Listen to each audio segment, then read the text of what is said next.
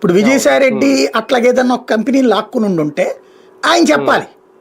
కానీ ఇక్కడ ఆయన సాక్షిగా కసిరెడ్డి అక్కడ వ్యవహారాలను చూశాడన్నటువంటి వివరాలన్నీ ఇవ్వచ్చు రేపు పొద్దున ఆయన. కానీ ఎంత ఎంత ఎంత అవినీతి జరిగింది, కేసుకి ఎంత తీసుకున్నారు, ఈవేళ చెప్పినట్టు 3,000 కోట్ల రూపాయల కుంభకోణం జరిగిందా, ఇవన్నీ విజయసాయి రెడ్డి గారు చెప్తారా? అదే అనేది అది ఆయన ఏం చెప్తారు. ఇప్పుడు మొన్న చెప్పింది అయితే గనక ఒక హింట్ ఇచ్చింది ఏంటంటే ఏ పని ఎవరు చేస్తారో అన్నటువంటిది. కాకినాడ పోర్ట్ నేను కాదు విక్రాంత్ రెడ్డి చూసుకున్నాడు, మద్యం నేను కాదు అతను చూసుకున్నాడు కసిరెడ్డి. ఇట్లాగా ఎవరైతే చూసారో చెప్పారు ఆయన. ఆయన చెప్పింది సాక్షిగా పనికొస్తుంది కానీ ఇక్కడ కేసు కట్టడానికి పనికిరాదు.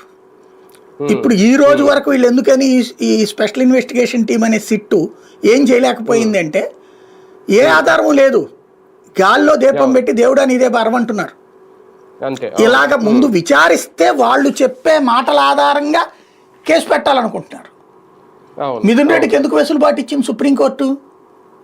అక్కడ ఎందుకు వీళ్ళు వాదించలేదు, మా దగ్గర ఇదిగో ఆధారాలు ఉన్నాయని లోపలేసేయాలని ఎందుకు చెప్పలా?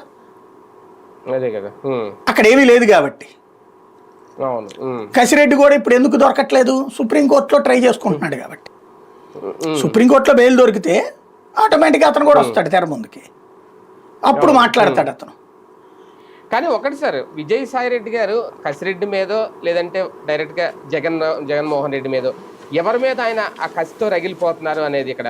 ఎందుకంటే ఆయనే ముందు ఆ అంశం ఎత్తడం, ఇప్పుడు 18వ తారీఖు విచారణ రమ్మంటే 17వ తారీఖుని నేను వస్తానని చెప్పడం, ఆయన ఏదో ఒక అద్భుతమైన రహస్యం, ఒక గొప్ప విషయం బయట పెట్టబోతున్నారు అనేది. అంటే ఎందుకు విజయసాయి రెడ్డి గారికి అంత